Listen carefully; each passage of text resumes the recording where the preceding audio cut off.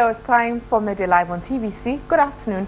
I am Wendy Lai. Headlines for this afternoon. National Motor Traffic and Transport Unit and the National Road Safety Commission authorized closure of all unauthorized roads adjoining the Accra-Tema motorway.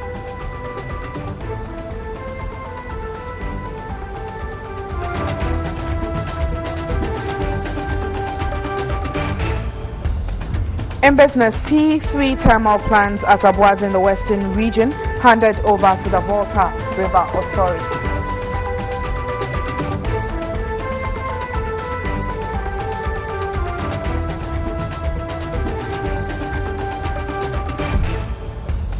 On the foreign front, Archbishop Desmond Tutu wins £1.1 million Templeton Prize for affirming his life's spiritual dimension.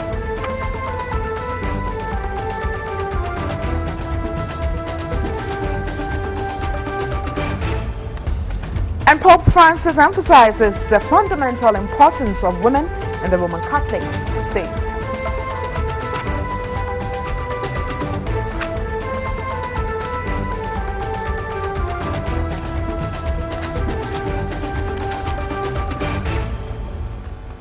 Details coming up shortly. Do stay with me.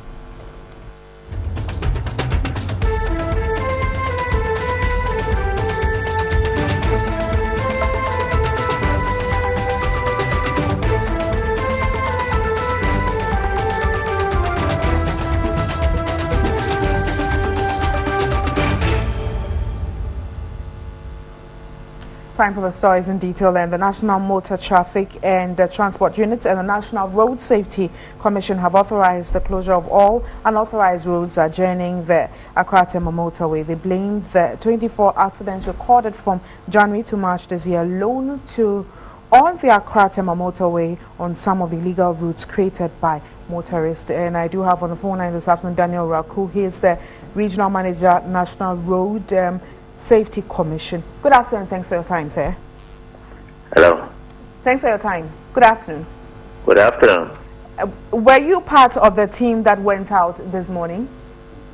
Yes, I was. And how many illegal routes did you find on the Tema motorway? I could actually count about four or five. All right. And now the National Road Safety Commission is attributing these 4 or 5 illegal routes you just told me about to the 24 accidents that were recorded from January to March this year alone. These routes have been there, I'm sure, way before this year and way before these accidents occurred. Why has it taken the National Road Safety Commission a long time to come up with this idea? We are not saying these are the only causes of the accidents that occurred on the motorway.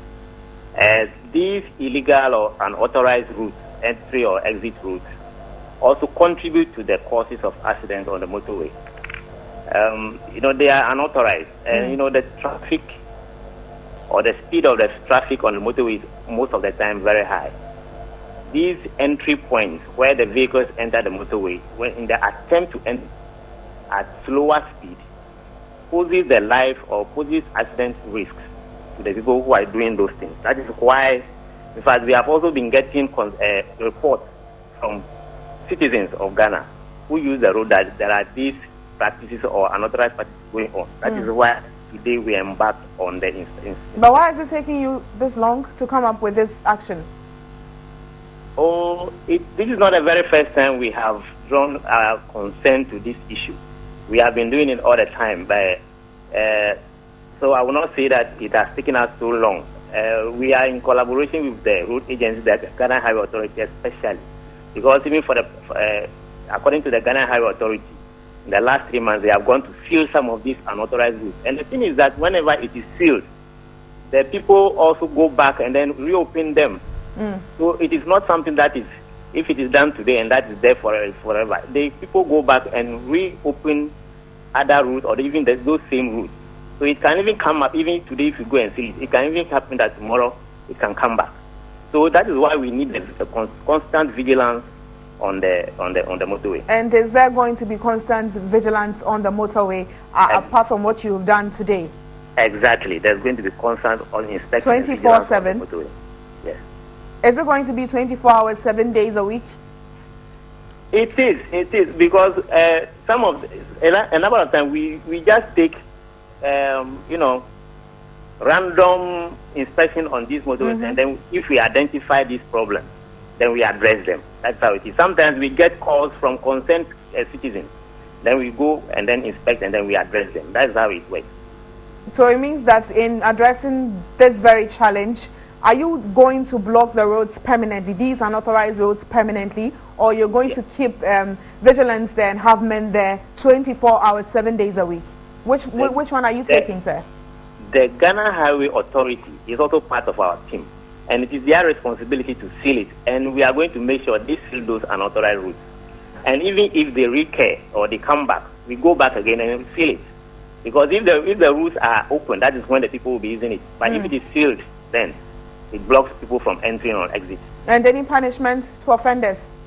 Yeah, today we didn't. In fact, we did not really arrest today. We went. Some people even don't know about it.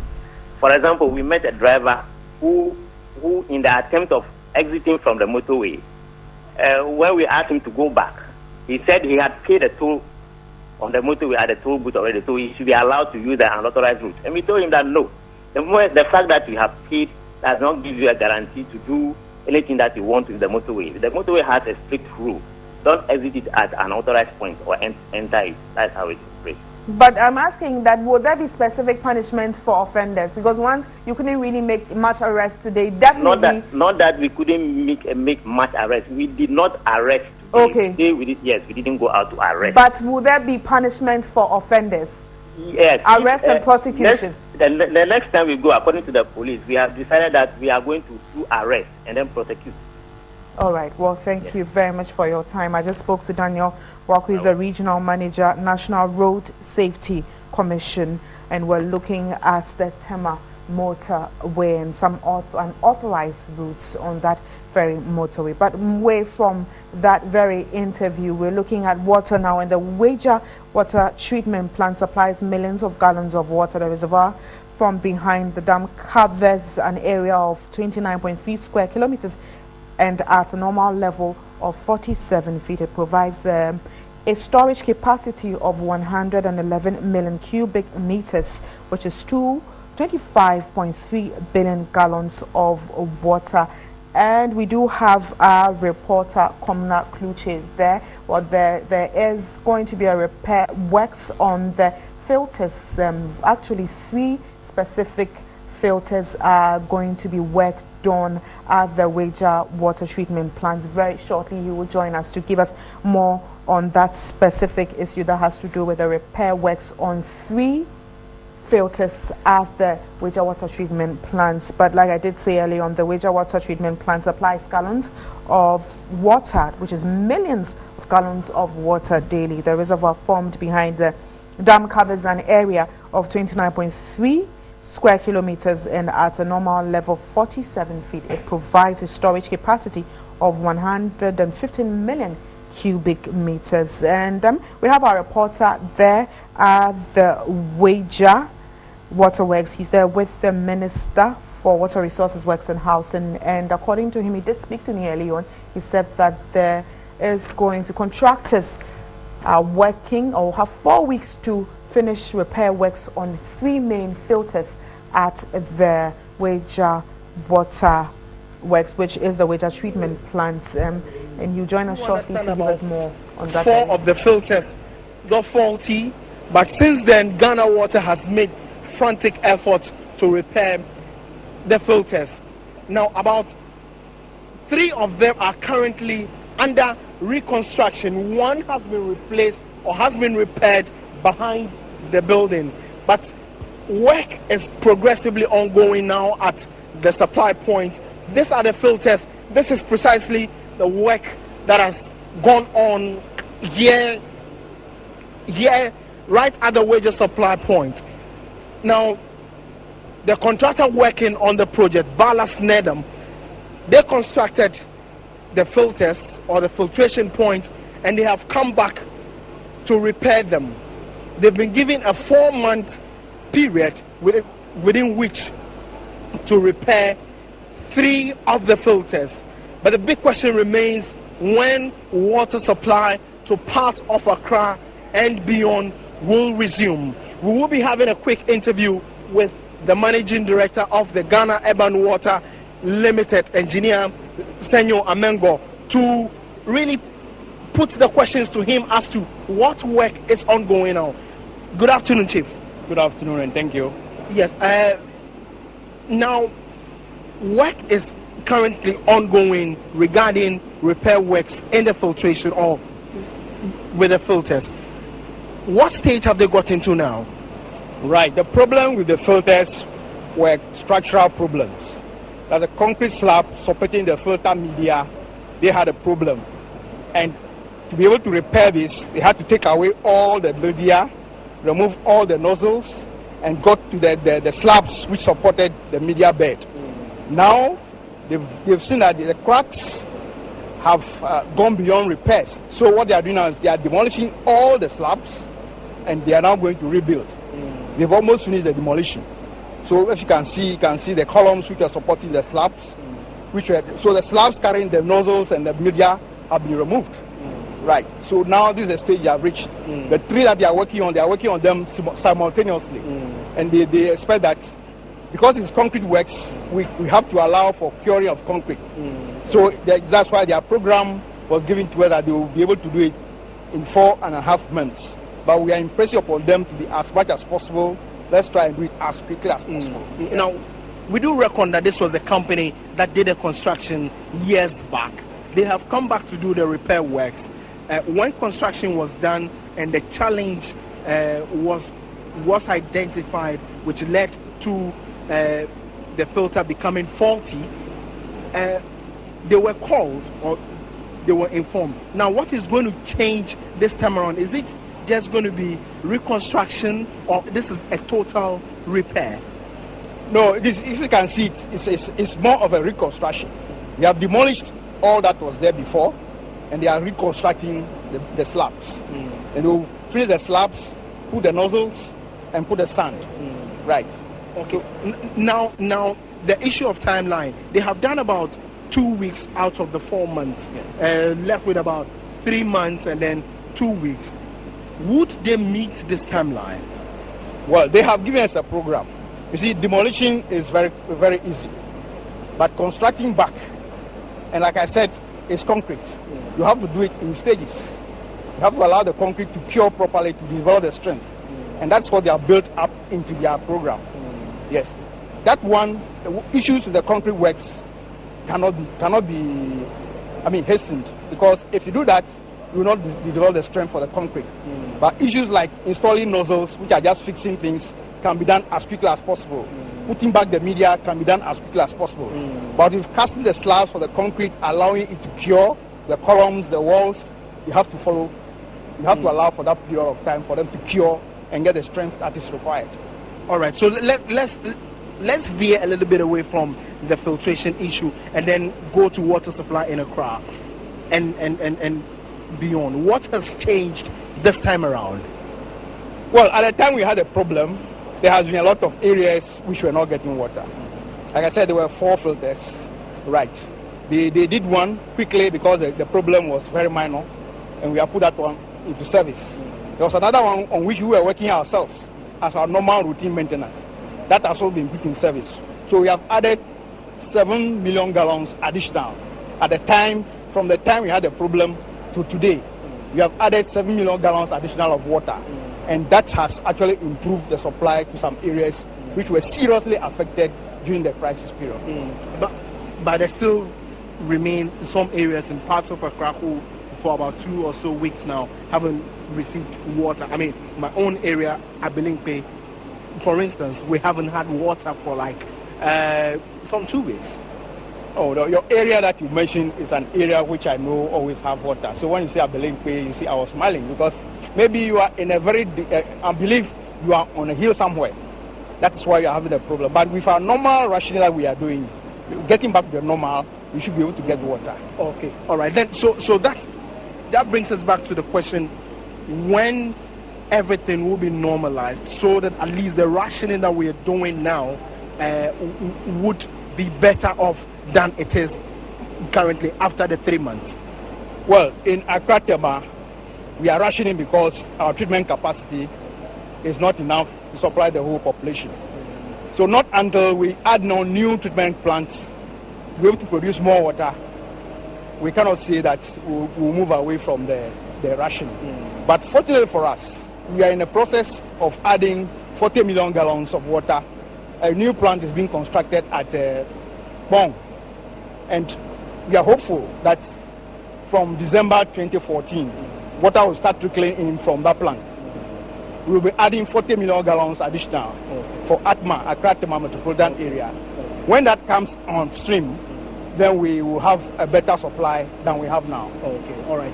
Thank you very much. That is the Managing Director of the Ghana Urban Water Limited Engineer, Senyo Amengo. So you can see a lot of work has been done.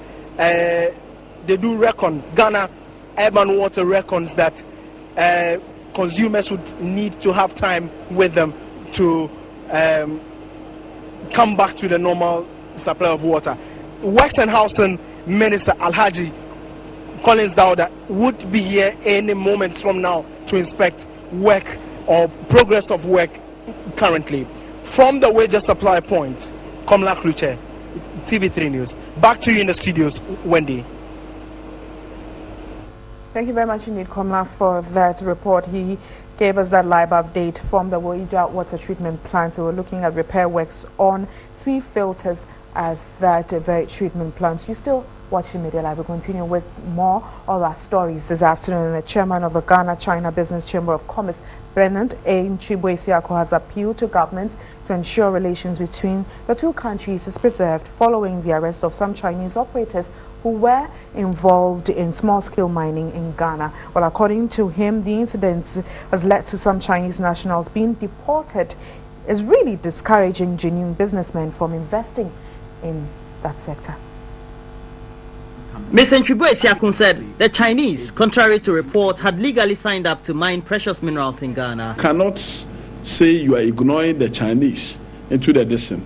I think there's something we can do. We can sit down with the government to talk, and then we do win-win business. This is what I think we should do. So we have to, I'm pleading to them for us to take the Chinese as a human face, so far as it's a global issue. Everybody can travel to somebody's country. Once you go to China, Guangzhou, you will see that we have about 300,000 to 400,000 Africans. You see, they are doing business there. You see, so it's a human face. The chairman of the Ghana-China Chamber of Commerce and also CEO of Hansel Mining encourage government to protect the interests of investors.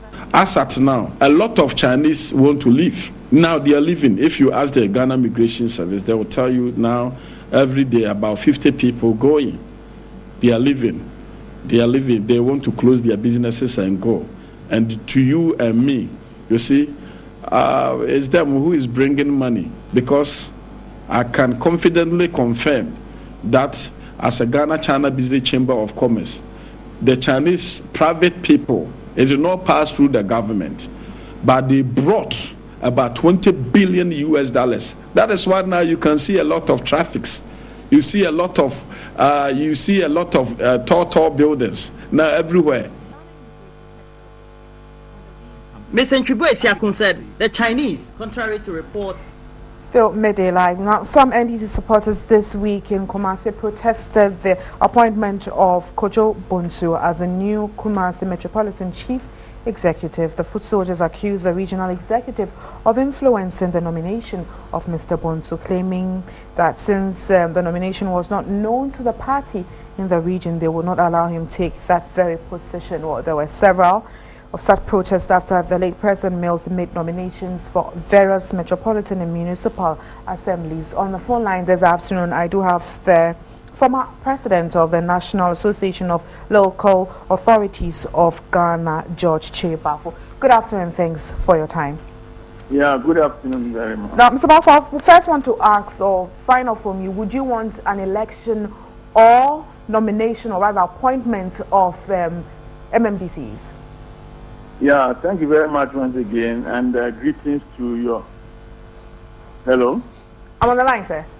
Yeah, and greetings to your numerous listeners. Okay. First of all, we need to establish certain fundamentals within the appointing process of district chief executive. That is provided for in the Constitution and in the law. And it's a prerogative of the President in Article 2431 and Section 21 of Act 462. The appointment comes up, and then the Assembly is supposed to approve, and the President appoints. The other fundamental thing that I want to establish is that the Constitution and the law provides for certain inherent in the decentralization process. If you look at the election of Assembly members, one of the major conditions is that the person must come from the district, or he must ordinarily resident in the district, which presupposes that decentralization has to do with proximity to the people within the area of jurisdiction, and then also to provide easy accountability and then good governance to the people. But with in the case of the Kumasi Metropolitan Assembly, I believe that it brings to the fore basic contradictions within the appointing system. First of all, let's recount the process. That the president is not everywhere in the country. So the process starts with the party, at the level of the party, at the constituency, and into the region, and finally to the president. So the involvement of the party is very eminent. So the party usually expects to the president to appoint somebody who would invariably facilitate the prosecution of the agenda of the party as far as the district is concerned. Maybe that is the reason why party people are raising concerns that Kojo Bonsu is not known in the Kumasi metropolis, and for that matter, they dissent with his appointment. I believe that is a factor. And then also, like I mentioned, the contradictions within the appointing process, you realize that the basic fundamentals, like I've explained, is for accountability and for good governance. So if you have a president sitting in and appointing somebody, chief executive, who is a very powerful person in the scheme of things, I believe that with the current arrangement and the current contemporary situation that we find ourselves in the governance processes, I believe that we have to go for election. So you are opting for election? Hello? You are opting for election? Yes, it is manifested in the Constitutional Review Committee commission process. Ghanaians agitated for election, and I believe that we need to go for election, and the president should not nominate people for vetting by the Public Service Commission. It should be direct election through universal adult suffrage to remove all the contradictions, especially with agitations by party full soldiers. But looking at your experience and how far we have come as a country, you just opted for election. Would that see an end to all the problems from the grassroots? Well, I believe most sincerely that every endeavor has its pros and cons. But if you look at the merits of appointment, of election over appointments, I believe that appointments overact the election overacts the appointing process. Because first of all, the people will have the direct benefit of selecting or electing their leaders and holding them accountable.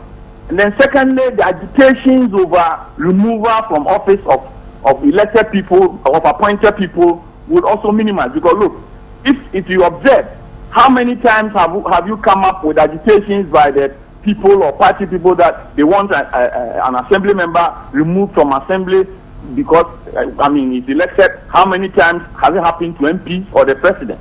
Because they are elected, the people have the anticipation that if they do not perform, at the end of the day, they have the opportunity to vote them out of office. But in the case of the appointed chief executive, the opportunity is not there for the people. So the only avenue that they understand or available to them is to agitate whenever they observe anything untoward about a chief executive. But looking at the reasons and the options you have given now, as a country, are we ready for election of MMDCs? I sometimes I get agitated about some of these concerns because what is in the position of a chief executive? There are principles, there are laws, there are frameworks that have been determined by the Constitution. In Chapter 20, from Article 240 to 256, the functions have been clarified in Act 462 and in other enactments. So the chief executive has clearly defined functions to perform. So even if he performs his functions, he will be measured by the people, and it's the function, the performance of the functions will manifest themselves in the effective and efficient delivery of service to the people through the assembly process. If he doesn't perform, then the opportunity is there for him to be voted out. But there are other dimensions that people want to raise. That Ghana is a unitary state. I think that is a non-starter.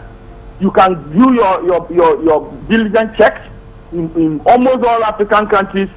Unitary states elect their chief executives, and then also I believe that if we do that, it will reduce the acrimony, that persists in this country at the moment. I even want us to go to the extent of making it partisan, so that every party, majority, minority, will have the opportunity of participating in governance, instead of the current arrangement of the winner takes all, which kind of relegate all opposition parties to the background, and then the winning party takes over everything. Right. I think that it is not good for this country. Looking at the circumstances, we need to go for election. All right. Well, thank you very much for your time. I just spoke to the former president of the National Association of Local Authorities of Ghana, George Chiba, from looking at issues that has to do with appointments and even talking about the election of MMDCs. It's still Midday Live on TV3.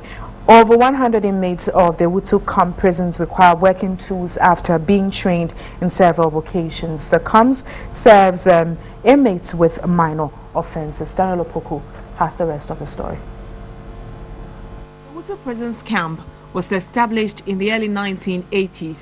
There are 156 inmates who have received training in farming, kente weaving and grass cutter rearing. Since its inception, government's budgetary allocation has dwindled over the past years. Compounding their problem is the inability to market their products to generate income. Even farming implements are worn out. Management of the camp are worried inmates could go back to their deviant behavior if government fails to support them. For this reason, the Light of the World School Complex has presented assorted items to the prisons. They also feted inmates to commemorate Easter. The school also made another presentation to the Good Shepherd Orphanage at Kasua. These are children, that's at the orphanage, who have gone through so much pain. Some of them know their parents, they know them, and they know the parents have rejected them. They know that society has rejected them. They know that they are places where they should not be. So we have to show them love.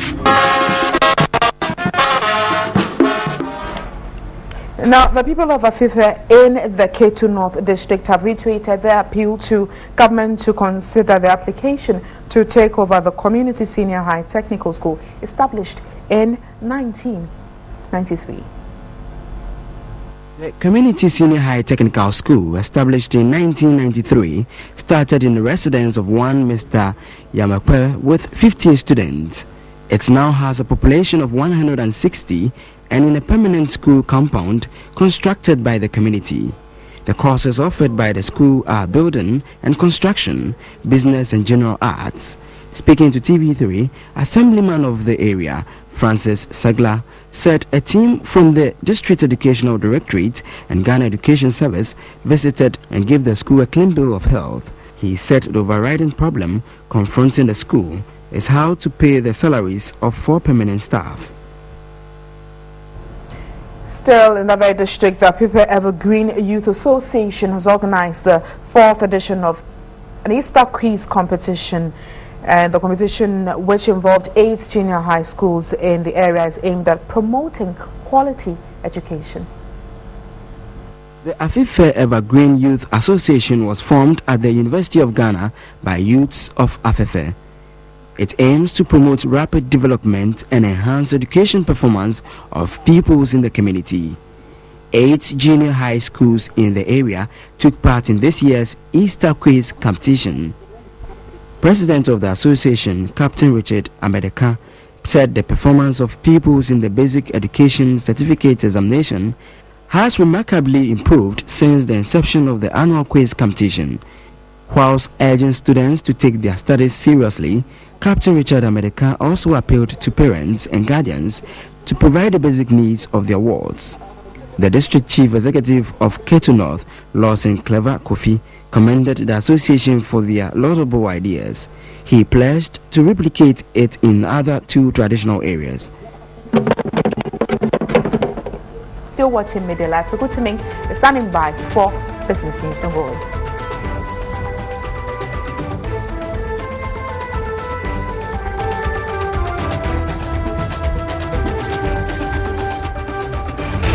Thanks for staying with us. So this time we're bringing you business. My name is Kweku Temin, and for those in industry, this could be a little bit of good news, even though we're yet to see the full impact in the business segment. Let me run you by some energy matters. Now, the T3 thermal plant at Abuaze in the western region has officially been handed over to the Volta River Authority. Now, the 132 megawatts of power generated by the thermal plant will augment the country's energy supply. Well, I have with me in the studios right now Samuel Fletcher. He's head of communications of the VRA. He comes in to just tell us about how this is going to help the VRA. Well, Mr. Fletcher, thanks for coming into the studio. We sincerely appreciate your presence. I'm sure if I should go through the story, I will touch on a lot of technical issues. But the simple question is, with the T3 coming on board now, is it going to reduce the load shedding and, power cuts a little bit? It will actually impact the current supply significantly. What we currently don't have is anything between 180 and 240 megawatts, depending on which time in the day we're doing load shedding. And with about 130 coming in, you're looking at reducing that your 240 to about 110. Okay. That's the simple mathematics of it. So although it's not going to end the load shedding, it is going to reduce the deficit significantly by some 50%. All right, if you say some 50% and to go off morning and then later in the evening it would come up, probably I'll just go half day or something. I think currently what is happening is that there's a load shedding program that is being followed. Okay. So with the T3 coming in, I am envisaging that at some point, maybe a week or 2 from now, there will be a review of the current program, so that if currently people are going off for about 12 hours before they come on, maybe there's that possibility. I'm not sure what it is. I mean, those details can be determined by ECG. That's right. But there's that possibility that, okay, instead of 12 hours, you'll probably do 8 hours or 6 hours, that kind of thing. But that review has to happen first, and see once there's some additional generation, there's the need for a review of the load shedding program. There's a lot of optimism in the atmosphere, especially for the business community. Come April, most people are confident that we are going to see a significant reduction of this load shedding situation. Now, I want you to run us by projects that is going to make this possible. Of course, if so to say this is true. I think we have every right to be optimistic, except that we have to be cautiously optimistic, okay. In the sense that yes, April, May, maybe June is the magic quarter, if you like, right, of ending the load shedding, which we have talked about. And so the projects that we're expecting in the short term, or we were expecting in the short term, was the T3, but the T3 number 1 was in the hands of the contractors, so we didn't have direct control over it. Now we do. So one of them has happened already. Okay, what is happening in Takrady currently at T1 is that there's regular maintenance work going on, and that maintenance work is supposed to end sometime in the middle of April. So we'll have about additional 150 megawatts coming in, okay, sometime in the middle of April, when that maintenance work is done, which we don't have it now. So it's actually adding to our deficit. But that happens, and then the communication we have, although I don't speak for the Bui Power Authority, I still can say what I know. By the end of April, when we have 130 coming from Bui Power Authority, and hopefully in May we get gas from Nigeria, and Asogli comes up with 200 megawatts. Now all those projects will plug the deficit immediately. It will remove the deficit, but more importantly, it will give us an additional capacity which we can use as a reserve margin. With that reserve in the system, it means that when there's going to be a maintenance work, we don't have to do any announcement because your lights will still be on, because the reserve can come in to support. But yes, you talked about reserve, which I'm excited about. Let me quickly ask this one. As usual, Ghana is noted for its energy capacity. At this point, at that period, would we have enough to also help our neighbors, so to say? Currently, yeah, we are exporting power, about 30 megawatts or so to Togo and Benin. But if I have to go into the details of why we should, I mean, you probably may not have the time for it, but we should give them, because by contractual agreement, we should give them. In fact, we are not giving them enough based on the contract that was signed. The details of that, which probably many Ghanaians are not aware of, is the fact that this agreement was signed together with the World Bank. We went to the World Bank to expand Akosombo Dam. We're looking for money to expand Akosombo Dam. When we got there, Togo and Benin were there also to look for money to build a dam. Okay, but what they said was, okay, Ghana already has a dam, so why don't you let us give the money to Ghana, let them expand, and they give you the power that you want. Do you agree? Yes, I agree. Yes, I agree. Okay, let's sign. So, and then we signed it. So after signing it, you can't come here and say we won't give it to you. In fact, they are rather even doing it as a favor, but not being on our neck to give them the 60 megawatts we signed. Okay, currently we are giving them 30. They understand, because they understand that we also have a challenge. Just to make viewers understand clearly, Akosombo is generating about what megawatts? No, currently Akosombo is running. We don't have a problem with hydro. Akosombo is fine. The Pond Dam is doing fine. Our major challenge is with thermal. Because we use gas. And so, but currently most machines are running. Aksogli obviously cannot run on crude oil, and that is where the problem started. So we're waiting for WACP to provide us with some gas. Exactly, that's what we're waiting. All right, positive periods around this time. We are in 2013, and we're looking at somewhere April, May. If all these projects come on board, definitely it's going to help the VRA and probably move down to ECG. Mr. Fletcher, thank you very much for coming into the studios. It's good news for my business community, so we will stay positive at this time. But let's do other business stories, and the Kintampo Waterfalls in the Bono-Ahafo region continues to attract holiday makers, especially during the festivities. Now, the tourist attraction sites discovered in the 1930s generate a lot of income for the assembly. A report by Johnson Techi. Was discovered in 1930 by Dr. Randall. It was initially named the Randall Waterfall. The site is being jointly managed by the Ghana Tourism Authority, the Kintampo Municipal Assembly, and Traditional Authority.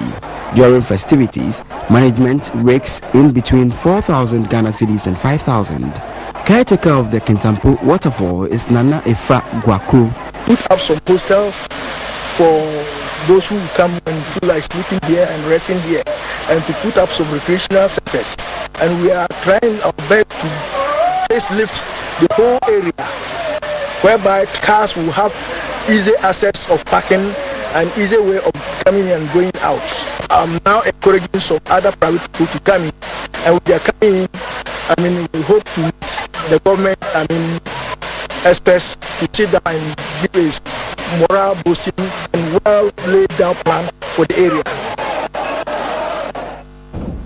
Well, so tourism is definitely a sector that we need to grow. My name is Kweku Temen. I join you, brought you all the updates of business stories you need to know about. 4:30, we'll come your way and we'll talk about the commodity market while we look at how the Ghana city has performed around this time. Many thanks for staying with us. Wendy Lai comes through shortly with some more updates. Don't forget, we'll also do sports.